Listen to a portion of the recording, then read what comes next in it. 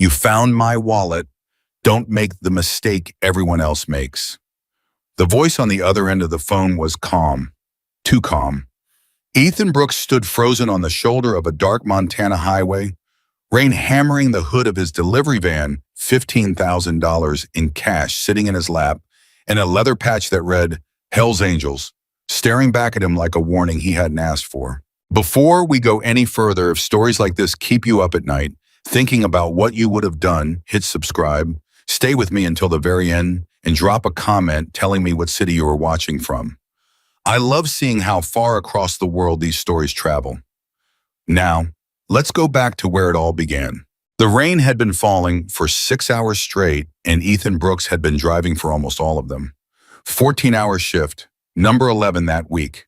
His knuckles were white on the wheel, not from the weather, but from the kind of exhaustion that sits behind a man's eyes and doesn't leave even when he closes them. He didn't sing along to the radio anymore. He didn't think about much of anything except the next delivery, the next exit, the next gas station bathroom where he'd splash cold water on his face just to keep from drifting into the guardrail. His phone buzzed in the cup holder. He glanced down. Claire. He picked it up, voice instantly softer than it had been in his own head a half-second earlier. Hey, baby, you okay? I'm fine, Claire said. Her voice was thinner than it used to be. Thinner than it had been a year ago before the diagnosis, before the word leukemia became a permanent resident in their house. I just wanted to hear your voice before I tried to sleep. I'll be home in 2 hours, maybe less if this rain lets up. Don't rush. I don't want you rushing on these roads. I won't. Ethan. Yeah, I love you. You know that, right? Even on the nights you come home looking like you haven't slept in a week. He laughed, but it came out tired. I love you too, Claire. Get some rest. I'll be there before you know it. He hung up and set the phone back in the cup holder, and for a moment, just a moment, he let himself feel the full weight of everything sitting on his chest. The medical bills stacked in the kitchen drawer that wouldn't close anymore. The insurance company that kept finding new ways to say no. The treatments that worked slowly, painfully, expensively, while his savings account turned into a number with too many zeros after a minus sign. He didn't resent Claire. He could never resent Claire. She was the reason he got up every morning, the reason he kept driving long after his body told him to stop. But some nights alone on these dark roads, he let himself feel how unfair it all was, just for a minute. Then he'd put it away like he always did and keep driving. That was the moment the wallet appeared in his headlights. It happened so fast he barely had time to react. A thick, dark shape lying dead center in his lane, and his body moved before his brain caught up, jerking the wheel hard to the right. The van fishtailed slightly on the wet asphalt tires, screaming for half a second before catching again. His heart slammed against his ribs. What the hell? He pulled onto the shoulder, breathing hard, hands shaking on the wheel. For a second, he just sat there, letting his pulse settle, telling himself it was nothing. A rock, debris, something that fell off a truck. But something made him look in the rearview mirror. It was still there, sitting in the rain, untouched by passing cars because there were no passing cars. Not at this hour, not on this stretch of empty Montana highway. He should have watched driving. He knew that even as he was putting the van in park. But something about it nagged at him. He grabbed his flashlight from the glove box, stepped out into the rain, and walked back toward the shape in the road. It was a wallet, thick black worn leather, heavier than any wallet had a right to be. He picked it up. The first thing he noticed was the weight. The second thing he noticed when he flipped it open under the beam of his flashlight was the cash. Bills folded thick, more than he'd seen in one place in years. He didn't count it right there in the rain. That felt wrong somehow, like counting another man's blood, but his eyes did the math anyway. Easily $10, maybe $15,000. His breath caught. For one full second, the world narrowed down to a single dangerous thought. This could save her. It hit him like a physical blow. The thought arriving fully formed before he could stop it. $15,000. That was months of treatment. That was breathing room. That was the difference between watching Claire fight this disease in a hospital with proper care and watching her fight it while he lay awake every night doing math that never worked out. He stood there in the rainwater, running down the back of his collar, staring at the cash in his hands, and for one terrifying moment, he let himself imagine it. Taking it. Driving home. Telling Claire he'd gotten a bonus or a loan or anything that wasn't the truth. No one would ever know. No one was watching. The road was empty. The night was dark. The wallet had no name on it that he could see. No one would ever know. But then his fingers moved instinctively, flipping past the cash, searching for something, anything that might tell him whose life he was holding in his hands. Because that was who Ethan Brooks was underneath the exhaustion and the debt and the desperation. He was a man who couldn't just take something that wasn't his, even when his wife's life might depend on it. Tucked behind a stiff leather flap, his fingers found a folded patch. He pulled it free and held it up to the flashlight beam. His stomach dropped. Hell's Angels. The patch was old, worn at the edges, clearly something carried for years rather than purchased for show. Beneath it, tucked even deeper, was a small scrap of paper, a phone number handwritten in blocky, deliberate letters. No name, no address, just 10 digits and nothing else. Ethan stood there in the rain for a long moment, water dripping off his nose, staring at that number, like it might answer the question screaming in his head. What do I do now? He thought about Claire. He thought about the bills. He thought about every single night he'd lain awake calculating how many more shifts he'd need to pick up, how many more hours he could squeeze out of a body that was already running on fumes. And then he thought about something his father used to say to him when he was a boy, something he hadn't thought about in years. Son, your name is the only thing in this world that's truly yours. Don't ever let money convince you to sell it. He closed the wallet. He walked back to his van, climbed inside, and sat there for a full minute, rain drumming on the roof, before he picked up his phone and dialed the number on the scrap of paper. It rang twice. Then a voice answered, low, even. The kind of voice that had clearly said far more dangerous things to far more dangerous men and had never once needed to raise itself to be heard. Yeah, Ethan's mouth went dry. Hi, my name's Ethan Brooks. I think I found something that belongs to you. A wallet. I found it on Highway 93 just south of Missoula. There was a long pause, long enough that Ethan wondered if the call had dropped.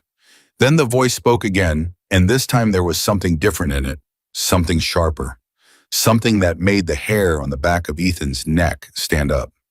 You found my wallet. Yes, sir. Another pause. Tell me something, Ethan. The way the man said his name made it clear he had been listening closely. Is there cash in it? Ethan's heart pounded. Yes, there's a lot of cash in it. How much? I didn't count it. I didn't think that was my business. The silence on the other end of the line stretched out so long that Ethan actually pulled the phone away from his ear to check the call hadn't disconnected. When the man finally spoke again, his voice had changed entirely. Lower, almost private, like he was speaking to himself as much as to Ethan. You found my wallet. Don't make the mistake everyone else makes. Ethan's chest tightened. I'm not going to take anything if that's what you're asking. I called because it's yours. I want to give it back. That's what they all say at the beginning. I mean it. Everybody means it, the man said, until they're standing alone in the dark holding $15,000 and nobody's watching. Ethan swallowed hard, the words landing like a punch because they were exactly the thought that had gone through his own head not 2 minutes earlier. How did you know it was 15,000? Because I counted it before I lost it. A short pause. Where are you right now? Pulled off on the shoulder of 93. There's a gas station about 2 miles up the road, the one with the blue sign. I can meet you there. Don't move. Excuse me. I said don't move, Ethan. Stay exactly where you are. Something about the way the man said it sent a cold thread of fear through Ethan's chest, sharper than anything the rain or the exhaustion had managed all night. Why what now? Because that wallet's got a tracker sewn into the lining. Has for 2 years. I already know exactly where you are. I knew the second you picked it up. Ethan's blood went cold. He looked down at the wallet sitting on the passenger seat like it had suddenly become something alive. I don't understand, Ethan said slowly. If you knew where it was the whole time, why didn't you just come get it yourself? The man on the phone exhaled, and for the first time, Ethan heard something underneath the calm. Something tired, something strained, something that sounded almost like grief, held together by sheer discipline. Because the wallet wasn't lost, son, the man said. It was put there, and I needed to see what kind of man would pick it up. Ethan's mouth went dry. Put there by who? That's the question, isn't it? A pause, heavier this time. Listen to me very carefully, Ethan Brooks. In about 10 minutes, 2 trucks are gonna come down that highway. Don't run, don't panic. And whatever you do, don't open that wallet again until I'm standing in front of you. Wait, the line went dead. Ethan sat in the driver's seat, phone still pressed to his ear, listening to nothing but the dial tone and the rain hammering the roof of his van. His hands were shaking now, and not from the cold. He looked at the wallet again. Innocent looking. Black leather slightly damp sitting there, like it hadn't just turned his entire night into something he didn't understand and couldn't control. A tracker. 2 trucks. 10 minutes. He thought about driving away. The keys were still in the ignition. He could pull back onto the highway right now, drop the wallet at the gas station, call the police, wash his hands of the entire thing. That would be the smart move. That would be the safe move. But some instinct, the same instinct that made him search for a name instead of pocketing the cash, told him that driving away now would be far more dangerous than staying put. Whoever had planted that wallet, whoever had been watching long enough to track its exact location, was not someone Ethan wanted finding him on a dark stretch of empty highway with nowhere to run. So he stayed. 8 minutes later, headlights appeared in his rearview mirror. Not one set, 2. Engines that didn't sound like trucks at all, deeper, throatier, a sound that vibrated through the floor of his van even before the vehicles came close enough to see clearly. Motorcycles, a whole line of them cutting through the rain like they didn't feel it. Ethan's pulse hammered as the bikes pulled up behind him, then alongside him, headlights washing his van in white light. He counted 6 of them, then a 7th, separate from the others, parking directly behind his rear bumper, boxing him in. Doors he didn't have opened, they were all on bikes, but men dismounted in heavy boots, leather jackets, slick with rain patches on their backs, that Ethan recognized immediately from the one folded inside the wallet. Hell's Angels. His stomach dropped straight through the floor of the van. One man approached his window, broad-shouldered, gray at the temples, somewhere in his 50s, with the kind of face that had clearly seen more violence than Ethan could imagine and had stopped being surprised by any of it a long time ago. He tapped 2 knuckles against the glass. Ethan rolled the window down, rain immediately spraying sideways into his face. "You Ethan Brooks?" "Yes, sir." "Step out of the van." Ethan's heart was pounding so hard he could feel it in his throat. He thought about Claire. He thought about how she'd react if he simply didn't come home tonight, if his van turned up abandoned on Highway 93 with no explanation. He thought about every terrible decision that had led him to this exact moment, and how the only thing he'd actually done wrong was tell the truth. He opened the door and stepped out into the rain. The man, clearly the one in charge, studied him for a long moment, eyes moving from Ethan's exhausted face down to his soaked work uniform and back up again. Something in his expression shifted slightly, not softened exactly, but recalculated. "You're the delivery driver?" "Yes, sir." 14-hour shifts, 5-6 days a week. It wasn't a question, the man already knew. "Sick wife at home." Ethan's breath caught. "How do you know that?" The man ignored the question. "Where's the wallet?" "Passenger seat. I didn't touch anything else inside it. I didn't count the money. I didn't take the patch out except to find a way to contact you." The man's eyes narrowed slightly, studying him the way a man studies something he's trying to decide is real or a very convincing lie. "Get it," he said, slowly. Ethan reached back into the van, picked up the wallet with 2 fingers like it might bite him, and held it out. The man took it, flipped it open right there in the rain, and went through it, methodically counting the cash with practiced speed, checking the lining, running his thumb along a seam that Ethan hadn't even noticed. Then he stopped. His jaw tightened. "It's all here," he said quietly, almost to himself. "Every dollar. I told you I wasn't going to take anything." The man looked up at him, and for the first time, something genuinely unreadable passed behind his eyes. Not suspicion anymore. Something closer to disbelief. "Son," he said slowly, "do you have any idea how many men would have driven straight past this wallet without stopping? And how many of the ones who did stop would have been 40 miles away with this cash before they even thought about a phone number? I just figured it wasn't mine to keep." That's not an answer most men give anymore. Ethan didn't know what to say to that, so he said nothing. The man studied him another long moment, rain running down both their faces, the other biker standing in a loose half circle behind him, silent watching. Then he extended his hand. "Logan Carter." Ethan shook it. The grip was firm, calloused the hand of a man who'd worked with his hands his whole life in ways that had nothing to do with delivery routes. Ethan Brooks. I know, Logan said. Pulled your name off the side of that van about 30 seconds before I called you. That should have been unsettling. It was unsettling, but there was something underneath Logan's words that made Ethan pause, a weight, a tiredness that didn't match the cold authority in his voice a few minutes ago. Mr. Carter, Ethan said carefully, can I ask you something? You can ask. You said the wallet wasn't lost. You said somebody put it there. Ethan glanced at the patch in Logan's other hand. What's actually going on? Logan's expression darkened in a way that had nothing to do with the storm. He looked past Ethan out toward the dark tree line beyond the shoulder of the highway, and for several seconds he said nothing at all. When he finally spoke, his voice had dropped to something low and controlled, the voice of a man holding himself together through sheer force of will. My sister's missing, he said. 2 days now. Ethan felt the air leave his lungs. I'm sorry. Don't be sorry yet. Logan turned back to him, and the look in his eyes had shifted into something hard and focused. Be useful instead. I don't understand. What does any of this have to do with me? Logan held up the wallet. This wasn't an accident, Ethan. Somebody wanted us chasing our tails looking for a stolen wallet instead of looking for Emma. They wanted to waste our time, slow us down, send us in circles. His eyes locked onto Ethan's. Except you didn't take the bait. You didn't run with the money, and you didn't disappear. You called. You waited. And that means whoever planted this thing is sitting somewhere right now, expecting us to be hours behind where we actually are. Okay, Ethan said slowly, but I still don't see what that has to do with me specifically. Logan's eyes flicked toward the van.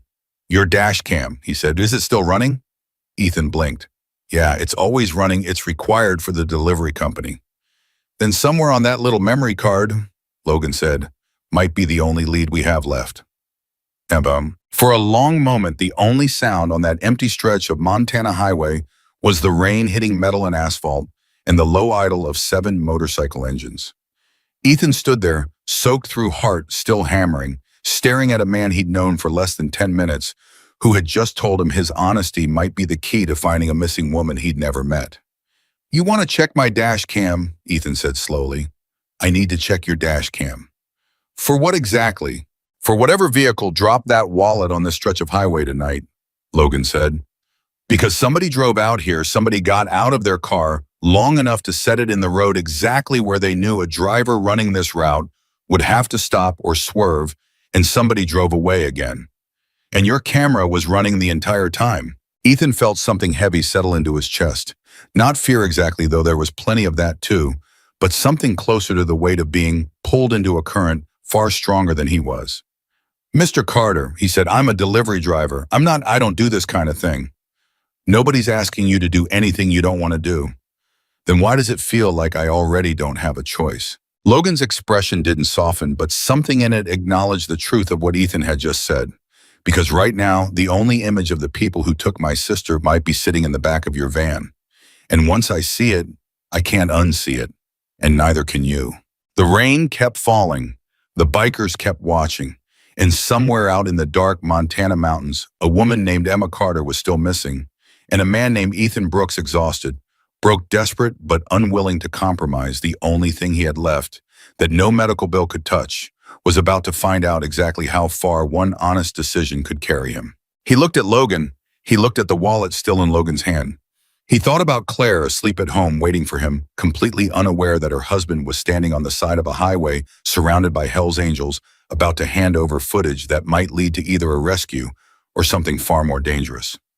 Okay, Ethan said finally, his voice steadier than he felt. Let's see what's on it. Logan nodded once, like that answer had confirmed something he already suspected about the man standing in front of him. Pull the van around, he said. We've got work to do. And as Ethan climbed back behind the wheel, hands still trembling slightly on a steering wheel that suddenly felt heavier than it had an hour ago, he had no idea that the footage sitting quietly on that small memory card was about to drag him into the middle of a war. He never asked to be part of one that would test everything he believed about honesty, about courage, and about exactly how much one ordinary man could give before there was nothing left to give. The wallet had been bait.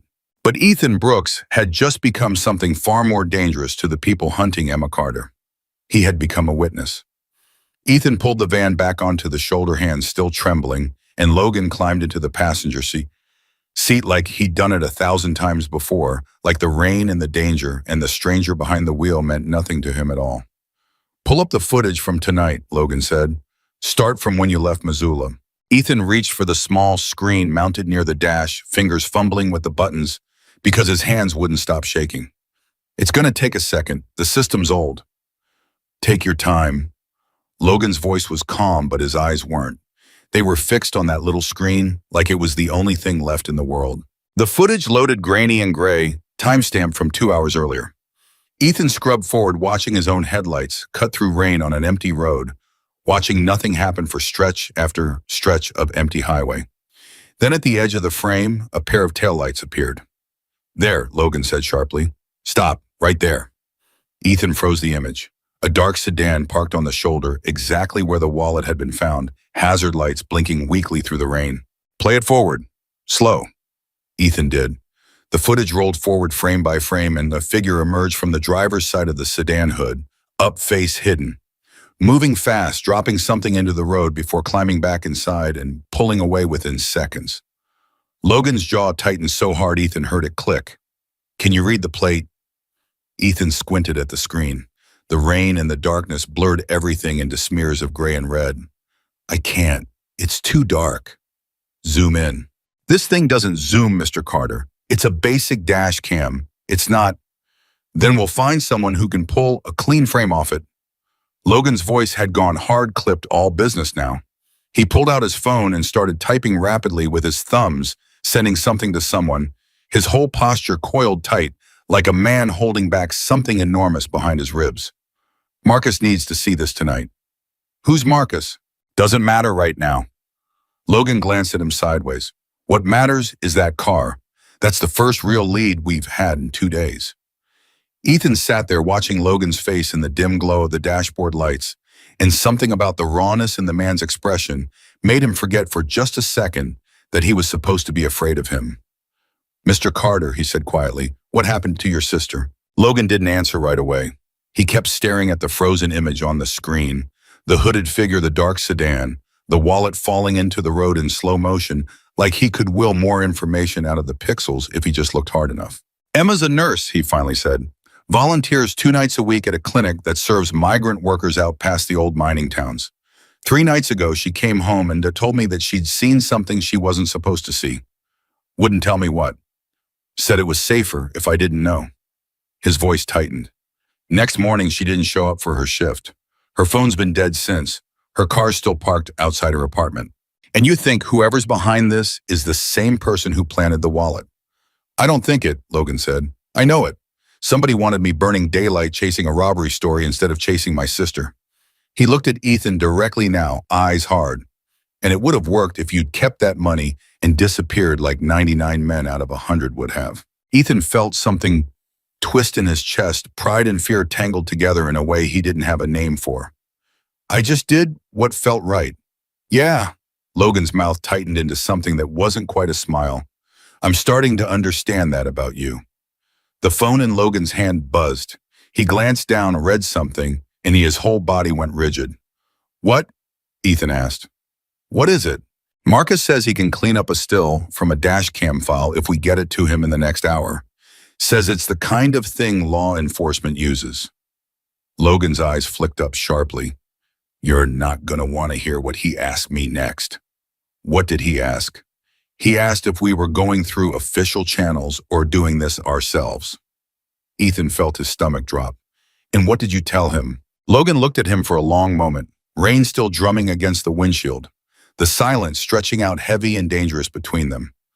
I told him the same thing I'm about to tell you, Logan said. The local sheriff's department took my sister's missing person report 2 days ago and did nothing. No search team, no urgency. You know why? Ethan shook his head slowly, though some sick part of him already suspected the answer. Because 3 years ago, Logan said, this club helped expose a county commissioner taking bribes from a logging company, clear-cutting protected land. Made some very powerful people very unhappy. And ever since then, anything that happens to anyone wearing this patch, he tapped the worn leather emblem, still sitting on the dashboard, Gets filed real slow if it gets filed at all. So you're telling me the police won't help you find her? I'm telling you, Logan said, voice low and dangerous, that we are the only people looking for Emma Carter tonight. And you just handed me the first real piece of evidence I've had since she disappeared. The weight of that sentence settled over Ethan like the rain still hammering the roof of the van. He thought about Claire. He thought about how simple his life had felt 20 minutes ago. Exhausted, broke, drowning in medical debt, but at least simple. Drive the route, make the deliveries, go home, repeat. Now he was sitting in the van with a senior member of the Hells Angels looking at grainy dash cam footage of a kidnapping in progress, being told he was the only lead in a missing person case the police had abandoned. What happens now? Ethan asked. Now, Logan said, already opening the door, rain rushing in around him. You give Marcus that memory card, and then you go home to your wife. Relief flooded through Ethan so fast it nearly made him dizzy. I can go home. Logan paused halfway out of the van, looking back at him with something unreadable in his expression. You did your part tonight, Ethan, more than your part. Nobody's asking you to do anything else. It should have felt like the end of something. It should have felt like Ethan could finally exhale, drive home, climb into bed next to Claire, and wake up tomorrow with this entire surreal night fading into something he'd barely believe had happened. Instead, as Logan climbed onto his motorcycle and the convoy prepared to pull away into the rain, Ethan felt something else entirely. He felt like he was about to make a decision that would change everything. Wait, Ethan called out, leaning out his window. Logan turned back, rain running down his face. Yeah, the memory card, Ethan said. Take it, but take me with it. Logan's eyebrows lifted slightly. Come again. You need someone to explain the footage. The timestamps, the route, what was around that stretch of highway before and after. I drive that road 4 nights a week. I know it better than anybody. Ethan's heart was pounding, but his voice came out steadier than he expected. And whoever your friend Marcus is, he's going to have questions about exactly where I was, what I saw, what else might be on that card from earlier in the night. I should be there. Logan studied him for a long moment, rain dripping off the edge of his helmet, something calculating behind his eyes. You understand what you're asking, Logan said slowly. This isn't a ride-along. This isn't a story you tell your buddies later. If we're right about what's happening here, the people who took my sister are not the kind of people who leave loose ends. I'm not asking to be a hero, Ethan said. I'm asking to finish what I already started. For a moment, neither of them said anything. The rain kept falling. The other bikers waited, engines idling, watching the exchange with the patient stillness of men who'd learned long ago not to rush Logan Carter's decisions. Finally, Logan nodded once sharp and final. Follow us, he said. And Ethan, yeah. Call your wife first. Tell her you're gonna be late. Don't tell her why. Ethan's hands shook as he dialed Claire's number, watching the line of motorcycles idle in his rearview mirror, rain streaking down the glass like the whole night was trying to wash away everything that had just happened. She picked up on the second ring voice, groggy with almost sleep. Ethan, everything okay? Everything's fine. He lied and hated himself a little for how easily it came out. Traffic's bad, accident up ahead, gonna be later than I thought. How much later? He looked at the convoy waiting for him at Logan's broad shoulders, silhouetted against his bike's headlight at the dark Montana mountains rising up beyond the highway, where somewhere a woman was being held against her will. A few hours, maybe, he said. Don't wait up. Ethan, Claire's voice sharpened slightly, the fog of sleep clearing. You sound strange. I'm just tired, baby. Long night. There was a pause on the line long enough that Ethan wondered if she could somehow hear the engines idling behind him, somehow sense that her exhausted, broke, perfectly ordinary husband was about to drive deeper into the Montana wilderness with 7 members of the Hells Angels. Okay, she finally said, though something in her tone made it clear she didn't entirely believe him. Be careful, please. I will. I love you. I love you too. He hung up, sat there for one more second with the phone heavy in his hand, and then put the van in drive. The convoy moved. They drove for nearly 40 minutes, the bikes weaving through rain-slicked curves with a kind of reckless precision that made Ethan's knuckles go white on the wheel just trying to keep pace. The highway gave way to a smaller county road, then to something barely paved at all, winding up into hills, thick with dark pine trees, that swallowed the headlights whole. Finally, the convoy slowed in front of a low building set back from the road. A garage by the look of it, corrugated metal walls, and a single light burning over a side door. Logan was waiting by the time Ethan parked, already pulling off his helmet, rain matting his gray hair to his forehead. "This is Marcus's place," he said. "He used to do forensic work for the county before he got tired of watching cases get buried. Now he does it for people who actually want answers." Inside, the garage opened up into something that looked nothing like Ethan expected. Rows of monitors, server racks humming quietly, a setup that looked more like a small intelligence operation than anything that belonged in rural Montana. A heavy-set man in his 60s looked up from one of the screens, reading, glasses pushed up onto his forehead. "Logan, you said you had footage." "This is Ethan Brooks," Logan said, nodding toward him. "Delivery driver. Found Emma's wallet, or what was supposed to look like it was lost on 93 about an hour ago." His dash cam caught the drop. Marcus's eyes moved to Ethan with new interest. "You're the one who didn't run with the cash."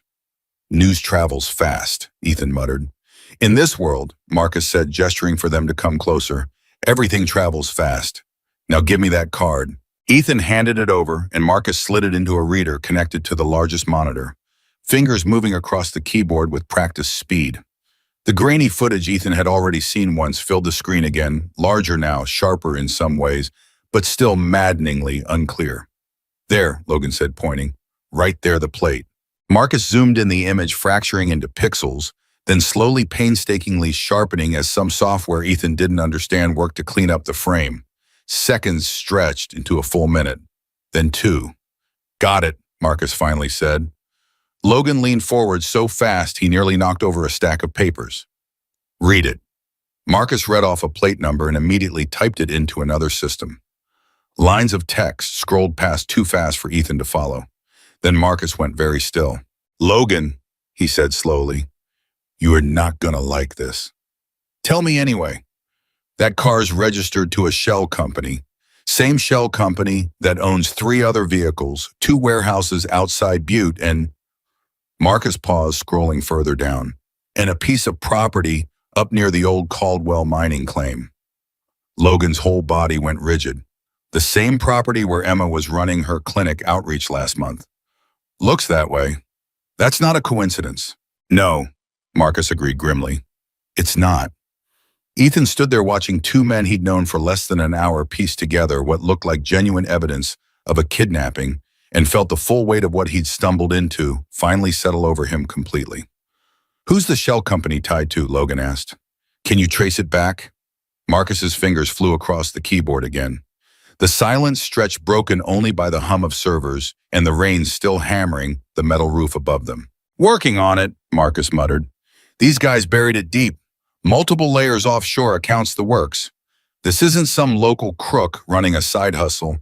Somebody with real money set this up." "How real?" "Real enough that I'm seeing transaction patterns that look a hell of a lot like a trafficking operation," Marcus said quietly. "Workers moving through, never staying long. Cash transfers that don't match any legitimate business.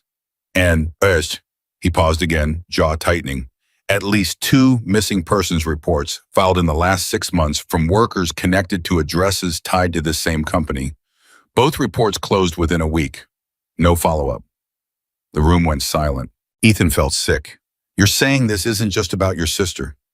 "I'm saying," Logan said, voice dropping into something low and lethal, "that Emma saw something real. Something big enough that whoever's running this needed her gone before she could tell anyone what she witnessed." "And the wallet," Ethan said slowly, understanding finally crystallizing. "They didn't just want to slow you down. They wanted to humiliate you. Make you waste hours hunting a thief while Emma—" He couldn't finish the sentence. "While Emma disappears into whatever's happening at that mining claim." Logan finished for him, voice flat and cold. "Yeah." Marcus looked up from his screen, expression grim. "Logan, if this is what I think it is, you can't just ride up there with 6 bikes and start kicking down doors. These people have resources. Probably security. Maybe worse. I'm aware. Then what's the play?" Logan was quiet for a long moment, staring at the map Marcus had pulled up on a second monitor, satellite imagery of the old Caldwell mining claim, a cluster of buildings half swallowed by forest access roads barely visible through the tree cover. "We need eyes on that property before we move," Logan finally said. "We need to know how many people, how it's guarded, where Emma's actually being held, if she's even there at all." "That takes time," Marcus said. "Time we might not have." "I know." Ethan, standing slightly apart from the two men, found himself studying the satellite image more closely than either of them seemed to notice. Something about the access roads looked familiar, the way they curved up through the hills, the way one logging road split off and ran parallel to the county line. "Wait," Ethan said suddenly. Both men looked at him. "That access road," Ethan said, pointing at the screen. "The one running northeast from the main property. I know that road." Logan's eyes narrowed. "What do you mean you know it?" "I deliver out to a hunting lodge 2 miles past there every other week. That road connects to an old logging trail that comes out behind the property, not through the main entrance." Ethan's mind was racing now, pulling up months of memorized routes, shortcuts back ways he'd learned through sheer repetition. If your security's watching the front approach, which they probably are, nobody's watching that back trail. It's barely passable. Most GPS systems don't even show it. Marcus and Logan exchanged a look. "You're sure about this?" Logan said. "I've driven it a dozen times. I know exactly where it washes out, where it narrows, where you'd need to walk the last stretch on foot." Ethan paused, hearing his own words and realizing with a jolt exactly what he was offering. "I could get you in there without being seen." The garage went quiet except for the hum of the servers. "Ethan," Logan said slowly, 20 minutes ago I told you to go home to your wife. I know what you told me. This is different. This isn't handing over a memory card. This is walking into the middle of whatever's happening on that property." "I know that too." "Why?" Logan's eyes searched his face, genuinely trying to understand. "You don't owe Emma anything. You don't owe me anything. You found a wallet on the side of the road and you did the right thing. That's already more than most men manage in a lifetime.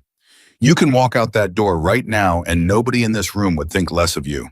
Ethan thought about Claire asleep at home, completely unaware. He thought about the medical bills stacked in the kitchen drawer, the debt that swallowed a little more of their future every single month.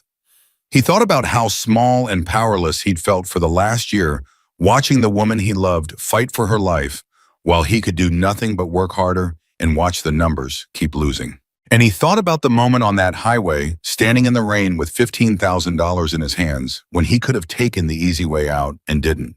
"Because somebody's sister is out there right now," Ethan said quietly, "and I might be the only person who knows a way to reach her that nobody else is watching. If I walk away and something happens to her and I find out later I could have helped," he shook his head, "I don't think I could live with that, not on top of everything else." Logan studied him for a long silent moment. Then he turned to Marcus. "Pull up everything you can on that logging trail. Satellite elevation, anything." He looked back at Ethan. "You're not going in alone and you're not going in armed. You're a guide, nothing more. The second things go sideways, you fall back. Understood?" "Understood." "I mean it, Ethan. My men can handle what's coming. You can't, and I'm not gonna be the reason your wife loses her husband on top of everything else she's already fighting." "Understood," Ethan said again, though something in his chest tightened at the mention of Claire, at the reminder of exactly how much he had to lose tonight. Marcus was already pulling up new images, fingers flying across the keyboard. "Logan, if we're doing this, we need to move fast. Whoever's running this operation knows by now that the wallet didn't work. Brooks didn't run with the cash, didn't disappear, and you've had over an hour to start connecting dots. If they're smart, and everything here says they're smart, they're already adjusting their plan." "Meaning what?" "Meaning if Emma's valuable to them, as leverage or as a witness, they need silenced. They might not wait around for you to figure out where she is." Marcus's voice was grim. "They might already be moving her." The words landed in the room like a physical blow. Logan's jaw clenched so tight Ethan could see the muscle working beneath his beard. "How fast can your men be ready?" he called out to the others, who'd been waiting near the door listening to everything. 15 minutes, one of them answered immediately. "Make it 10. The garage exploded into motion, men checking gear. Marcus printing out maps and satellite images. Logan pulling out his phone and making rapid-fire calls. Ethan couldn't follow. In the middle of it all, Ethan stood frozen for just a moment, the full weight of what he'd just agreed to finally crashing over him. He wasn't just handing over evidence anymore. He was about to lead a group of armed bikers through the Montana wilderness toward a property connected to a trafficking operation in a race against a clock that might already be running out. Logan appeared at his shoulder, pulling on a jacket, voice low and urgent. "Last chance, Ethan. Say the word and you walk out that door right now. No questions, no judgment. Nobody will think less of you." Ethan looked at the satellite image still glowing on the screen. The mining claim the buildings half hidden in the trees, the back road that only he seemed to know existed. He thought about the wallet, about the moment of temptation on that dark highway, about the choice he'd made when no one was watching. This wasn't so different, he realized, just a bigger version of the same choice. "I'm not walking out," Ethan said. "Let's go get her." Logan held his gaze for one more second, something that might have been respect flickering behind his tired eyes. "Then let's move," he said and turned toward the door. "Time's the one thing we don't have anymore." Outside, the rain had finally begun to ease, but the night had only grown darker, the kind of darkness that swallowed headlights whole and made every shadow feel like it was hiding something. Ethan climbed back into his van, hands steadier now than they'd been an hour ago, and watched in his mirrors as 7 motorcycles fell into formation behind him. Somewhere up in those black, rain-soaked mountains, Emma Carter was running out of time. And an exhausted delivery driver who'd never asked for any of this was about to become the one thing standing between her and whatever waited for her in the dark.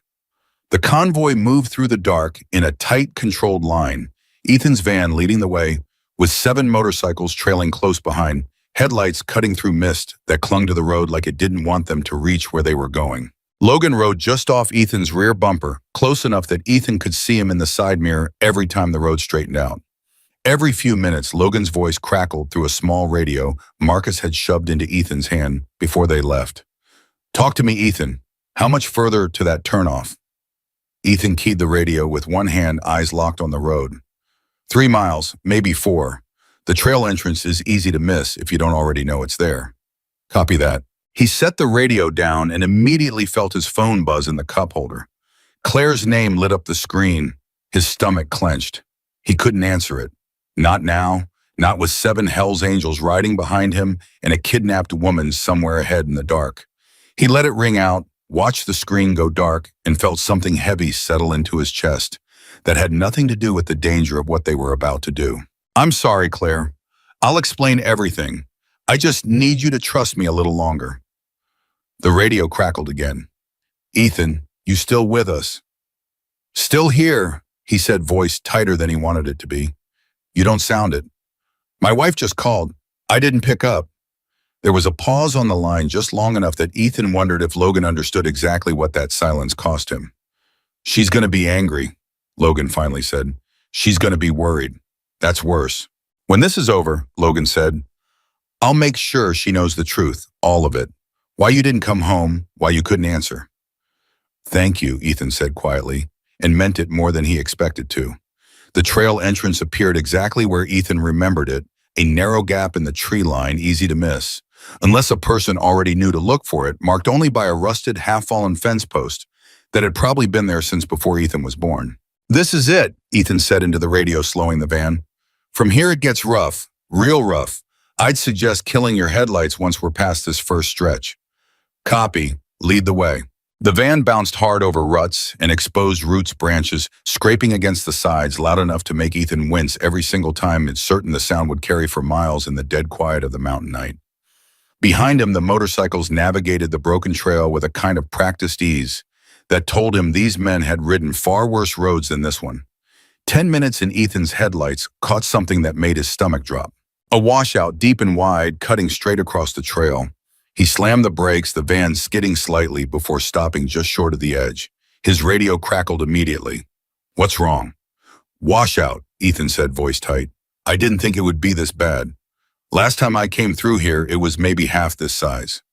Logan pulled up alongside the van window, peering past Ethan at the gap swallowed in darkness. "Can the van make it?" "Not a chance, not without breaking an axle, maybe worse." "Then we walk from here." Ethan's heart pounded. "Walk? It's still at least a mile to the property line." "Then we walk a mile," Logan said, already swinging off his bike. "We're not turning back now, Ethan. Every minute we lose out here is a minute Emma doesn't have." The other bikers dismounted in near silence, pulling gear from saddlebags Ethan hadn't paid attention to before flashlights dimmed with red filters, what looked unmistakably like firearms secured against their bodies, faces set with the kind of grim focus that made Ethan's pulse spike all over again. He climbed out of the van slowly, legs unsteady beneath him, and Logan was there immediately gripping his shoulder. "You remember what I told you back at the garage? Guide only. Fall back if things go sideways." "Good." Logan's eyes were hard in the dim red light. "I need you to lead us to that back trail, show us exactly where the property opens up, and then you find cover and you stay there. No matter what happens, no matter what you hear, you stay down and you stay hidden until I come find you. Are we clear?" "Crystal." They moved into the trees, single file, Ethan in the lead with Logan close behind him, the rest of the men fanning out silently into the darkness on either side. The mile felt endless, every snapped twig sounding like a gunshot in Ethan's ears, every shadow shifting into shapes his exhausted mind insisted were watching them. Then through a gap in the trees, lights appeared. Ethan froze, dropping low instinctively, and felt Logan's hand land firmly on his shoulder, pulling him down further. Below them, maybe 200 yards out, sat a cluster of buildings, a main structure with lights burning in 2 windows, a smaller outbuilding set apart from it, and a single pickup truck parked near the entrance. A man stood near the truck, rifle slung casually across his back, smoking a cigarette like he had nowhere else to be. "One guard visible." Logan whispered, eyes scanning the property through a pair of binoculars Ethan hadn't even noticed him pull out. "There'll be more we can't see." "Is she in there?" Ethan whispered back. "The main building?" "I don't know yet." A second man emerged from the smaller outbuilding, exchanging a few words with the smoker before heading back inside. Through the gap in the door, just for a fraction of a second, Ethan caught a flash of movement, a shape that could have been a person sitting slumped, barely visible in the dim interior light. "There," Ethan breathed. "The outbuilding. I saw something move." Logan's binoculars snapped toward the structure immediately, and his entire body went rigid. "That's her," he said, voice cracking for the first time since Ethan had met him. "That's Emma." The relief in his voice was instantly swallowed by something darker, something that made the hair on Ethan's arm stand up. "She's alive," Logan said, "but we need to move now before they decide to move her first." He turned, signaling silently to the men spread out in the darkness around them. Hand gestures Ethan didn't fully understand but recognized as a plan clicking into motion. Within seconds, shapes began moving through the trees, circling wide around the property, vanishing into shadow with a discipline that told Ethan these men had done this kind of thing before, even if they'd never admitted out loud. "Ethan," Logan's voice was low, urgent, "this is where you stop." "I know. I mean it. There's a fallen log about 30 yards back, thick enough to take cover behind. You go there, you stay low, and you do not move until I find you. Understood?" Understood, but Ethan didn't move, yet. His eyes still locked on that outbuilding, on the faint shadow of a woman he'd never met, whose entire fate had somehow become tangled up with his own honesty on a rainy highway. "Logan." "What? Be careful." Something flickered across Logan's face in the dim light, surprise maybe, or something closer to gratitude. "Get to cover," he said, and then he was gone, melting into the darkness with the rest of his men. Ethan crawled backward through the underbrush until he found the fallen log Logan had described, pressing himself low against the damp wood heart, hammering so hard he was certain it could be heard from the property below. The radio in his pocket buzzed softly, Logan's voice barely above a whisper. "In position. On my signal." A long, agonizing silence stretched out. Ethan counted his own heartbeats, lost track somewhere past 60, started over. Then all at once, everything happened. A shout from near the truck, the guard spinning rifle coming up, and then a blur of motion as one of Logan's men closed the distance before the guard could fire, taking him down hard against the side of the pickup. More shouts erupted from inside the main building doors, banging open men pouring out into the dark, with weapons raised, and Ethan's whole body went cold with terror as gunfire cracked through the night air, sharp, brutal, impossibly loud after the silence of the past 20 minutes. He pressed himself flatter against the log hands over his ears, every instinct screaming at him to run, to hide, to be anywhere but here. But he couldn't stop watching. Through gaps in the brush, he caught fragments of chaos, Logan's men moving with terrifying precision, taking cover, returning fire, 2 of the armed men from the property going down within seconds of each other.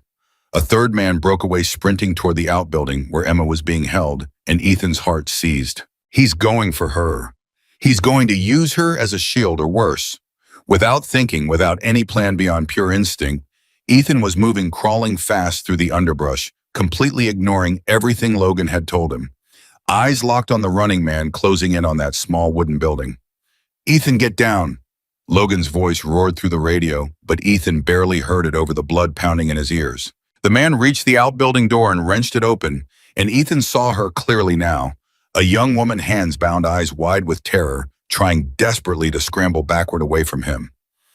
Ethan didn't think. He grabbed a heavy fallen branch from the ground beside him and ran straight at the building, every rational thought drowned out by something far more primal. The man heard him at the last second, started to turn, weapons swinging around, and Ethan swung the branch with everything he had. It connected hard against the man's arm, knocking the weapon from his grip just as it discharged into the dirt, the gunshot deafening at such close range. The man staggered, cursing, and Ethan swung again, catching him across the shoulder, sending him sprawling into the dirt. Then strong hands grabbed Ethan from behind, hauling him backward, and he spun in terror before recognizing Logan's face, furious and relieved in equal measure. "I told you to stay down." "He was going for her," Ethan gasped. "I couldn't just... You could have gotten yourself killed." Behind them, two more of Logan's men secured the fallen attacker, and Logan released Ethan's arm just long enough to look past him toward the outbuilding, toward his sister huddled inside alive, terrified but alive. Emma. He moved past Ethan in an instant, dropping to his knees in front of her, hands shaking as he worked at the ropes binding her wrists. Emma sobbed his name, collapsing against him, and for a moment the gunfire and the chaos and the danger seemed to fall completely away, leaving only two siblings clinging to each other in the wreckage of a night that had nearly cost everything. But the moment didn't last. "Logan!" One of the bikers' voices cut through sharply from somewhere near the main building. "You need to see this, now." Logan helped Emma to her feet, keeping one arm wrapped protectively around her, and motioned for Ethan to follow as they moved toward the main structure. Inside, lit by a single hanging bulb, was something that made Ethan's stomach turn over completely. Filing cabinets, stacks of paper ledgers filled with names and numbers that meant nothing to Ethan but clearly meant everything to the grim-faced biker holding one open. "This isn't just about Emma," the man said quietly. "This is bigger. Names, dates, payment records. Looks like dozens of people moved through here over the past year alone." Wow. Emma's voice came out hoarse, exhausted, but steady. I told you it was bigger than just one bad guy with a gun." "You did," Logan said softly, pulling her closer. "And it almost got you killed." "It still might," Emma said, glancing nervously toward the door. Logan, the men running this, the ones actually in charge, they weren't here tonight. These were just guards, hired muscle. Whoever's really behind this is still out there. The weight of that statement settled over the room like a physical thing. "Then we don't have much time," Logan said grimly. "If word gets back to whoever's running this that we hit the property, they'll either run or they'll come after everyone who knows what's in those files." Emma finished, eyes wide with sudden fear. "Including me."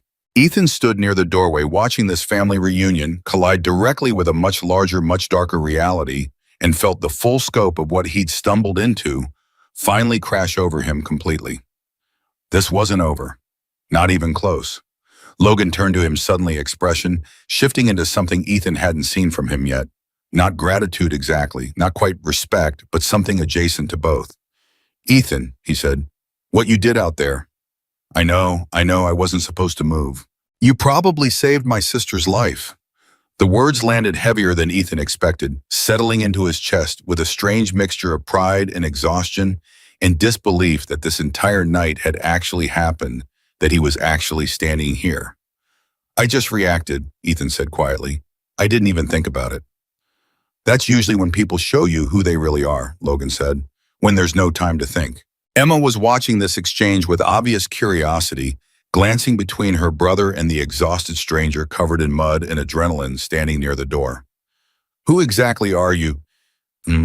"Ethan Brooks," he said. I'm...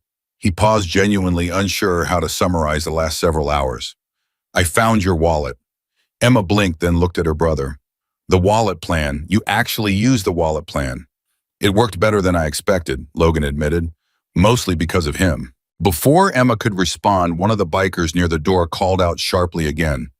Logan headlights, coming up the main access road. Fast! Every head in the room turned at once. How many vehicles? Logan demanded. 2, maybe 3. Moving quick. Logan's face hardened into something cold and immediate. They know.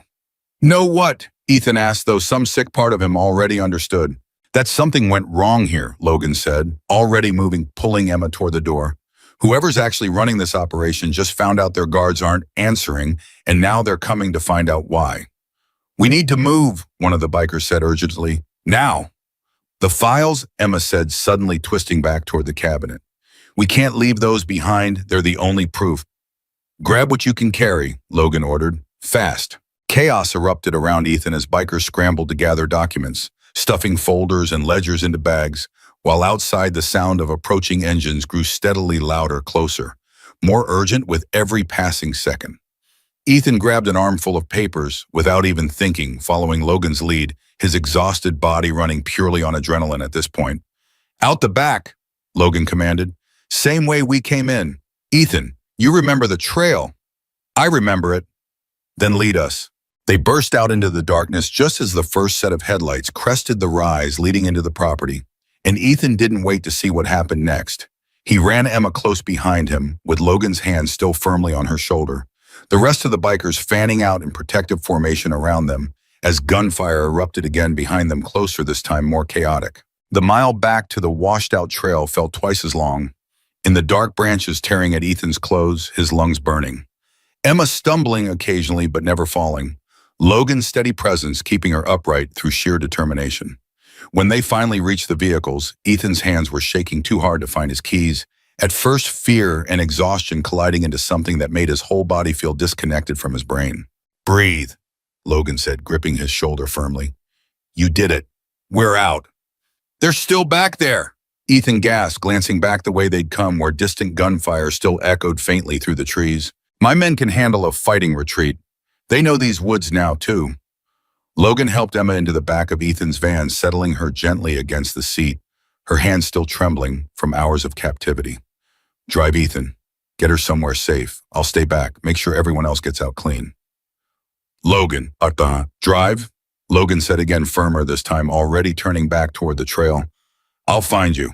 Ethan didn't argue. He climbed into the driver's seat, hands finally steady enough to start the engine, and pulled away from that washed-out trail, with Emma Carter, rescued, exhausted, alive, sitting in his back seat, clutching a stack of stolen ledgers against her chest, like they were the only thing standing between her brother's enemies and justice. In the rearview mirror, Ethan watched the chaos of gunfire and shouting fade slowly into darkness behind them, and felt for the first time since picking up that wallet hours earlier, something that might have been hope.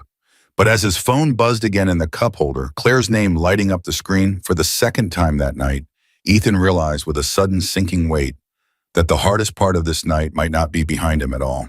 It might be explaining to his wife exactly where he'd been and exactly what he'd risked while she slept at home, completely unaware that her husband had just walked straight into the middle of someone else's war.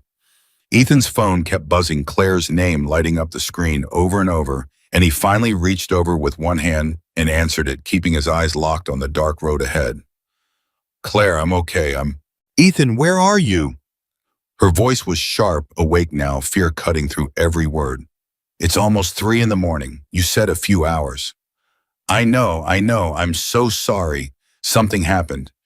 It's a long story. Are you hurt? No, I'm fine. I promise I'm fine.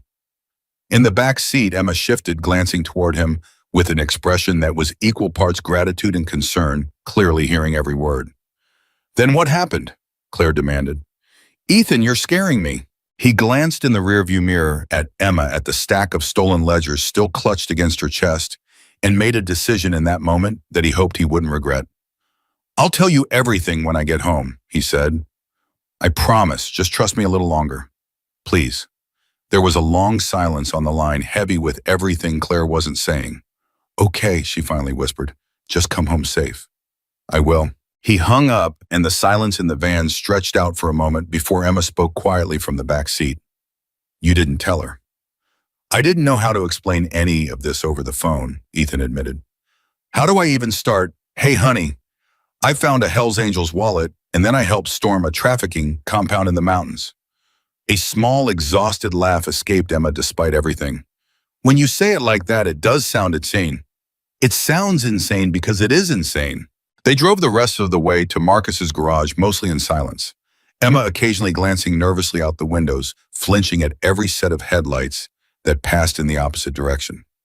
By the time they pulled up to the corrugated metal building, the sky had begun to lighten faintly at the edges, the first gray hints of dawn pushing back against a night that had felt endless. Marcus was already waiting at the door, and the moment he saw Emma climb out of the van, something in his weathered face shifted with visible relief. "Thank God," he muttered, ushering them inside quickly. Logan radioed ahead, said you were on your way, said the operation went sideways at the end. "Is he okay?" Emma asked immediately, fear flooding back into her voice. "Is my brother okay?" "He's fine. Should be here within the hour. Few of his men took some scrapes, covering the retreat, nothing serious." Marcus guided her toward a chair, his voice gentling. "You're safe now, Emma. You hear me? You're safe." Emma sank into the chair, and for the first time since Ethan had pulled her from that outbuilding, she allowed herself to fully break down. Shoulders, shaking, tears finally spilling over after what had clearly been days of forcing herself to stay composed, to stay strategic, to stay alive. Ethan stood awkwardly near the doorway, feeling suddenly like an intruder on a moment that belonged to people who actually knew each other, who'd actually been fighting for each other long before tonight. Marcus noticed him standing there and tilted his head toward a small back room. "Come on, son, let's get you some coffee. You look like you're about to fall over." The coffee was bitter and lukewarm, but Ethan drank it anyway, sitting at a cluttered desk while Marcus pulled up files on one of his monitors, occasionally glancing over at him with an expression Ethan couldn't quite read. "You know," Marcus said eventually, "in 30 years of doing this kind of work, I've seen a lot of people get pulled into situations way over their heads. I imagine I'm not the first." "No, you're not." Marcus took off his glasses, rubbing the bridge of his nose. "But most of them either run the second things get dangerous or they get so caught up in the excitement they forget why they started helping in the first place. You didn't do either." "I just wanted to give back a wallet," Ethan said quietly. "Everything after that just sort of happened." "That's usually how the important stuff happens," Marcus said. "Nobody plans to become the person who saves someone's life. It just shows up one rainy night and asks if you're willing."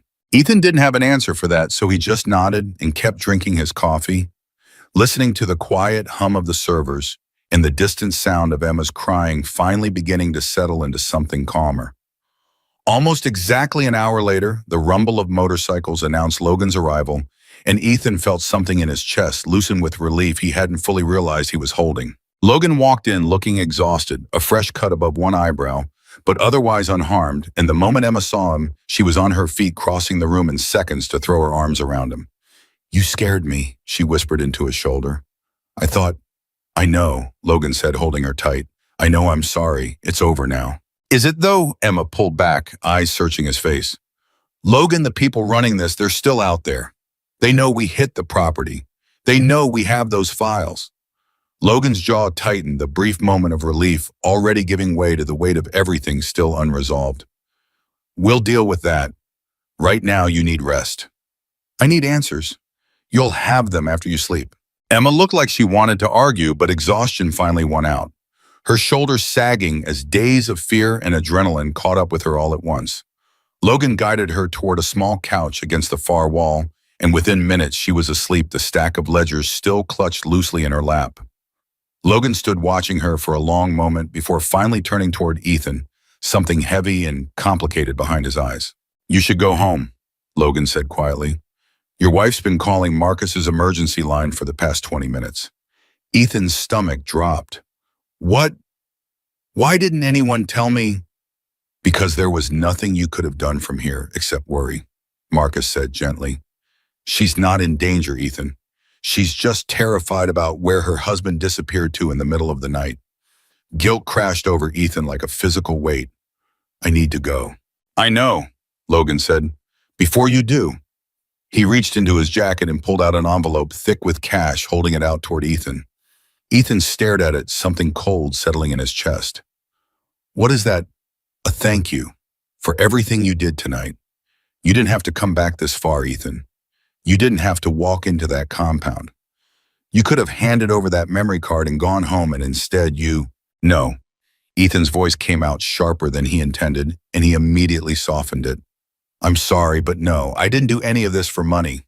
I know that, Logan said. That's exactly why I'm offering it. Then you understand why I have to say no. Ethan met his eyes steadily. If I take that money now after everything tonight, it changes what this was. It turns it into a transaction. And I need it to stay what it actually was, one person helping another person, because it was the right thing to do.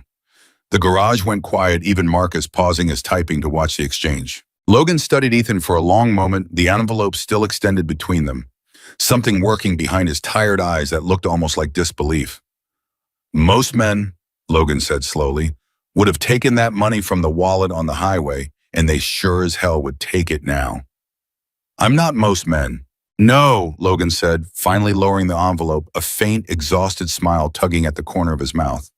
I'm starting to understand that. I'm starting to understand that real clearly. He tucked the envelope back into his jacket and extended his hand instead. Ethan shook it, the grip firm, something unspoken passing between them that felt far more valuable than any amount of cash. Go home, Ethan, Logan said. Take care of your wife, and know that whatever happens next with all this, he gestured toward Emma's sleeping form, toward the stack of ledgers in her lap. You already did more than anyone could have asked of you. The drive home felt impossibly long. The gray light of early morning spreading slowly across the Montana sky as Ethan finally turned onto his own street, exhaustion settling into every muscle of his body like wet concrete. Claire was waiting on the porch when he pulled into the driveway, wrapped in a blanket, despite the early summer warmth, her face a mixture of relief and fury that hit Ethan like a physical wave the moment he stepped out of the van. Ethan Brooks, her voice shook. You have exactly 30 seconds to explain where you've been before I lose my mind completely. He walked up the porch steps slowly, every part of him aching, and sat down beside her, taking her hands in his. I found a wallet, he started. By the time he finished the highway, the phone call to Hell's Angels, the dash cam, the drive into the mountains, the gunfire, Emma. Claire was staring at him with an expression he couldn't fully read, somewhere between horror and something that looked almost like awe. You could have died, she finally said, voice trembling. Ethan, you could have actually died out there. I know. Why didn't you just call the police? Why didn't you just leave the wallet and drive away? Because nobody else was going to help her, Claire. The police had already failed her. If I'd walked away, I think about that woman every single day for the rest of my life, wondering what happened to her. He squeezed her hands gently. I couldn't live with that. Not after everything we've already been through. I needed to know I did the right thing even when it cost me something. Claire was quiet for a long moment, tears slipping silently down her face, and then she leaned forward and wrapped her arms around him so tightly it almost hurt. I'm furious with you, she whispered into his shoulder, and I am so proud of you. Both at the same time, as she confirmed, pulling back just enough to look at him, exhaustion and love mixing together in her tired eyes. That's what 20 years of marriage to an idiot with a good heart does to a person. He laughed despite everything, the first real laugh he'd managed in what felt like days, and pulled her close again, just breathing her in, grateful beyond words that he'd made it home to this exact moment. So 3 days passed in a strange, suspended quiet. Ethan went back to work, drove his routes, came home exhausted as always, but something underneath the exhaustion had shifted permanently. He found himself checking his phone more often, half expecting a call from Logan, half dreading it. The call finally came on the fourth evening while Ethan was helping Claire with dinner. Her color noticeably better than it had been in weeks, a small private victory neither of them spoke about out loud. Ethan. Logan's voice sounded different, lighter somehow, though still carrying traces of exhaustion. We need to talk. Can you meet me tomorrow? Is everything okay? Is Emma okay? Emma's fine. Better than fine, actually. That's part of what I need to tell you. They met the next afternoon at a small diner on the edge of town. Logan already seated in a back booth when Ethan arrived, looking healthier than he had at Marcus's garage, the cut above his eyebrow healing into a thin pink line. The files Emma grabbed, Logan said without preamble, sliding a folded newspaper across the table, turned out to be exactly what we hoped. Federal investigators moved on it 2 days ago. Multiple arrests already, more coming. The whole operation's collapsing. Ethan scanned the headlines, something settling in his chest at finally seeing concrete proof that the danger, the risk, the terror of that night had actually accomplished something real. That's incredible, Ethan breathed. It is, and none of it happens without you. Logan's eyes were steady on his. I want you to understand that clearly. The wallet, the dash cam footage, the trail through those woods, every single piece of this traces back to one man who refused to take $15,000 off a dark highway. I just did what felt right. I know, you keep saying that. Logan smiled faintly. It still doesn't make it any less remarkable. They sat in comfortable silence for a moment before Logan spoke again, his tone shifting into something more careful. Ethan, I have to ask you something, and I need you to be honest with me. Okay. Your wife, Claire, the medical bills. Logan's eyes held his steadily. How bad is it really? Ethan felt his guard rise instinctively, old habits of pride and embarrassment kicking in. We're managing. That's not an answer. Ethan exhaled slowly, the exhaustion of the past year suddenly pressing down on him in a way he rarely allowed himself to feel in front of anyone. It's bad, Logan. We're drowning. Every treatment that works is another bill we can't pay. I've picked up every extra shift I can find, and it's still not enough. Some nights I lie awake doing math that never comes out right. Logan listened without interrupting, something thoughtful and quiet behind his eyes. Why are you asking me this? Ethan said finally. Because after everything that happened, Logan said, I went looking for a way to thank you. Real thanks, not an envelope of cash you'd refuse anyway. He paused. I found out about Claire's diagnosis, about the debt, about how many hours you're working just to keep your head above water. Ethan felt something tighten in his chest, a familiar instinct to deflect, to insist he didn't need anyone's help, that he could handle this himself the way he'd been handling it for the past year. Logan, I appreciate it, but I told you. I'm not offering you money, Ethan. Logan's voice was firm but gentle. I already know you'd say no. What I did instead was talk to some people. Business contacts, community partners, people who owe this club favors going back years. He leaned forward slightly. There's a foundation run quietly that covers medical debt for families who've fallen through every other crack in the system. No publicity, no strings, just help given because someone decided you deserved it. Ethan stared at him, throat suddenly tight. Logan, I can't. You're not accepting it from me, Logan interrupted gently. You're not taking a single dollar from my hand exactly the way you insisted. This is something completely separate, run by people who already decided to help before they even knew your name. All I did was make sure your file landed on the right desk. Tears burned unexpectedly at the corners of Ethan's eyes, exhaustion and disbelief and overwhelming relief crashing together all at once. Why would you do this? Because you walked back to that highway phone booth with $15,000 and called a stranger instead of driving home, Logan said simply. Because you ran straight at an armed man to protect a woman you'd never met. Because every single time tonight gave you an easy way out, you chose the harder, more honest path instead. His voice softened. People like that don't come around often, Ethan. When they do, the rest of us owe it to them to notice. Ethan sat there overwhelmed, unable to find words adequate to the moment, and finally just nodded, wiping at his eyes with the back of his hand. Thank you, he whispered. Don't thank me, Logan said. Go home and tell your wife the good news. And then go live the kind of life that medical debt's been trying to steal from both of you. That evening, Ethan walked through his front door and found Claire sitting at the kitchen table. The familiar stack of bills spread out in front of her, the same exhausted, defeated expression she wore every time she tried to make sense of numbers that refused to add up. He sat down across from her, took her hands gently, and said the only sentence he could find that felt big enough for everything that had happened. I found someone's wallet, he said quietly, and somehow it changed everything. Claire looked up at him, confused, exhausted, searching his face for an explanation. And as Ethan began to tell her about the foundation, about the debt that was about to disappear, about an entire chapter of fear finally closing for both of them, he watched something shift in his wife's face that he hadn't seen in over a year. Hope. Real, steady, unguarded hope. And for the first time since the diagnosis, since the bills, since the endless nights of exhaustion and worry, Ethan allowed himself to believe that maybe, just maybe, the worst of their fight was finally behind them. 3 months passed, and the change in Claire was something Ethan still found himself staring at, sometimes late at night, just to make sure it was real. Her color had come back first, then her appetite.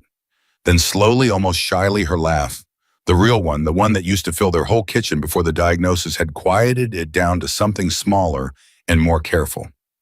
"You're staring again," Claire said one morning, not looking up from the eggs she was scrambling, a faint smile already pulling at her mouth. "Can't help it. You're going to be late. Worth it." She swatted him lightly with the spatula, and he caught her wrist, pulling her close for just a moment, breathing her in, grateful in a way he still hadn't found adequate words for. The foundation had come through exactly as Logan promised, quiet, thorough, no strings attached. The crushing weight of medical debt that had been sitting on their kitchen table for over a year simply dissolved line by line, bill by bill, until one afternoon Claire opened an envelope, read it twice, and then sat down hard on the kitchen floor and cried for almost 20 minutes straight. Ethan had sat down next to her on that floor and cried right along with her. But the money disappearing wasn't even the part that changed Ethan the most. It was driving without doing math anymore. For over a year, every single mile he'd driven had come with a silent calculation running in the back of his mind. Gas costs against delivery, pay overtime, hours against treatment costs, what he could skip eating that week to cover what Claire couldn't skip taking. That calculation had become so constant, he'd almost forgotten what driving felt like without it. Now, for the first time in longer than he could remember, the road was just the road. That should have felt like enough. For a while, it almost was. Damn. Logan called on a quiet Tuesday evening, his voice carrying a different kind of weight than Ethan had heard from him before. Not urgency, not danger, something closer to invitation. "There's something happening this weekend," Logan said. "Thought you and Claire might want to be there."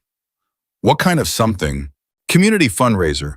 Bunch of local families hit hard by medical debt, job loss, the kind of stuff that doesn't make headlines but ruins lives quietly. Some of the club's business partners put it together. Food, music, a silent auction." A pause. Figured a man who refused an envelope of cash on the side of a highway might want to see where that money actually goes when it's used right. Ethan smiled despite himself. "We'll be there." The fundraiser was held in a community hall on the edge of town. String lights crisscrossing overhead, the smell of grilled food thick in the air, dozens of families moving through tables covered in donated items and silent auction sheets. Ethan spotted several leather vests scattered among the crowd, men who looked like they belonged on dark highways at midnight instead of folding chairs at community potlucks, laughing with children perched on their shoulders, helping elderly volunteers carry trays of food. Logan found them within minutes, Emma trailing close behind him, looking remarkably different from the exhausted, terrified woman Ethan had pulled out of that outbuilding 3 months earlier. Color had returned to her face. Her eyes, once haunted, now carried something steadier. "Ethan Brooks." Emma pulled him into a hug before he could even react. "I never properly thanked you." "You don't have to thank me." "I absolutely do." She pulled back, studying him with an expression that mixed gratitude and something close to wonder. "Logan told me what you did, running at that man with nothing but a tree branch. It wasn't my finest strategic moment. It was the bravest thing anyone's done for me in my entire life," Emma said simply, and Ethan didn't have an answer for that, so he just nodded, throat tightening unexpectedly. Claire stood beside him, watching this exchange with quiet pride, her hand finding his and squeezing gently. Later, after the food and the auction, and the easy conversation that flowed more naturally than Ethan expected between his world and Logan's, Logan pulled him aside near the edge of the hall, 2 beers in hand, offering one to Ethan. "Federal case is moving fast," Logan said quietly. "More arrests this week. Looks like it's reaching higher than anyone expected, people with real money, real connections." "Are you safe?" Ethan asked, an old worry flickering back to life. "Is Emma safe?" "Safer every day the investigation moves forward." Logan took a slow sip of his beer. "Funny thing about exposing people like that. Once it starts, it doesn't stop. Too many guilty people scrambling to save themselves by giving up everyone else." "Good. Good," Logan agreed, and they stood there for a moment in comfortable silence, watching the crowd, watching the string lights sway gently overhead. "Can I ask you something?" Ethan said eventually. "Go ahead." "Why me that night? You could have handled the wallet a dozen different ways.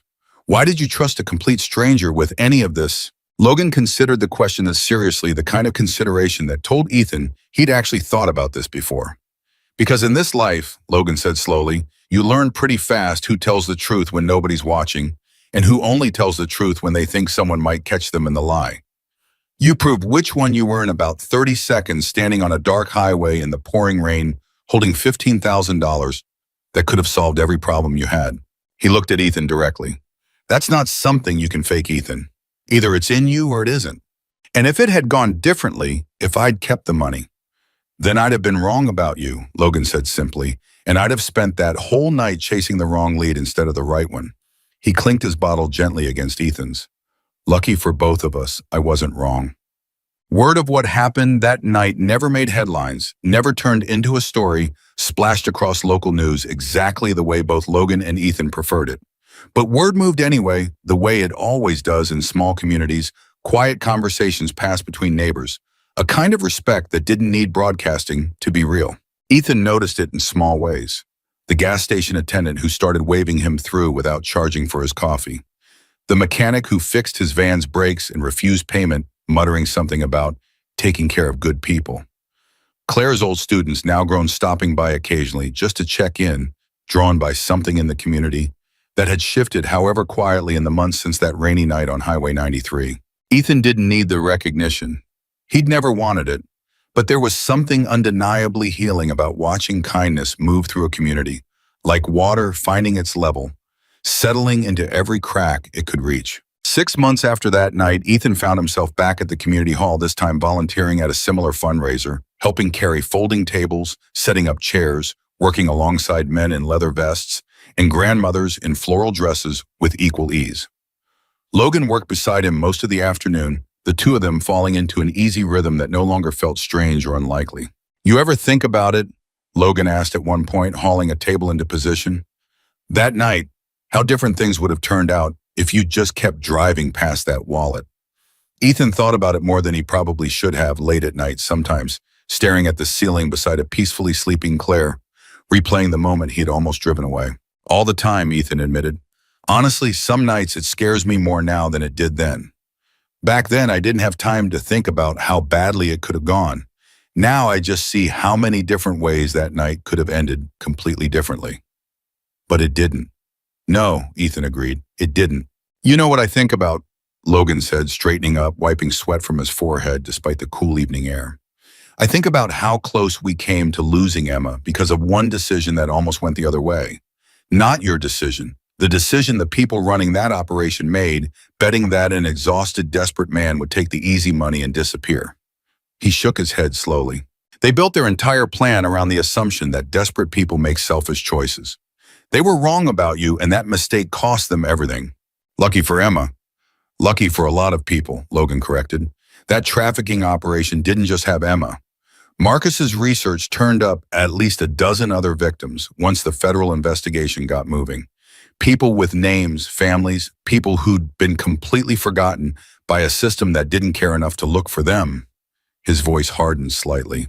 All of that unravels because one delivery driver couldn't bring himself to keep money that wasn't his. Ethan absorbed that weight quietly, the true scope of that single decision settling deeper into him than it had before. He hadn't just saved Emma that night. He'd pulled a thread that unraveled an entire web of suffering he'd never even known existed. I didn't do it to be a hero, Ethan said quietly. I want you to know that. I wasn't thinking about any of this when I picked up that phone by DeLeon. I was just thinking about what kind of man I wanted to be able to look at in the mirror. I know, Logan said. That's exactly why it worked. That winter, almost a full year after the night that changed everything, Claire's doctors delivered news that both of them had stopped allowing themselves to hope for out loud. Remission, not just improvement, not just stable numbers. Full remission confirmed across multiple tests, the kind of news that made the doctors smile in a way doctors rarely allowed themselves to smile. Ethan and Claire sat in the parking lot afterward, engine off. Neither of them speaking for a long time, simply holding hands and breathing in a future that finally felt unguarded for the first time in over 2 years. We made it, Claire finally whispered. We made it. Ethan agreed, voice thick with everything he didn't have words for. That evening, they called Logan together, putting him on speaker in their kitchen. And when Ethan delivered the news, the silence on the other end stretched out long enough that Ethan wondered if the call had dropped. Logan, you there? I'm here, Logan's voice came out rougher than usual, thick with something he was clearly fighting to control. "That's Ethan, that's the best thing I've heard all year." "We wouldn't have made it without you," Claire said, leaning toward the phone. "Without that foundation, without the help, I don't know if we could have—" "You'd have found a way," Logan interrupted gently. "People like you two always do. We just made the road a little shorter, that's all." After they hung up, Claire looked at Ethan with an expression he'd come to recognize over the past year. Pride, love, and something deeper that had grown between them through every hardship they'd survived together. "You know," she said quietly, "I used to think the worst night of my life was the day I got that diagnosis. Now I think the most important night of my life was the one where you found a stranger's wallet on a dark highway." Funny how that works. "It's not funny," Claire said, taking his hand. "It's just true. Sometimes the worst circumstances accidentally lead you toward the best version of yourself. You found out exactly who you are that night, Ethan, and I got to watch it happen." Years from now, when people in that small Montana town told the story, and people did tell it quietly the way meaningful stories travel through communities without ever needing a headline, they rarely focused on the trafficking ring that collapsed or the federal arrests that followed, or even the dramatic rescue in those dark mountain woods.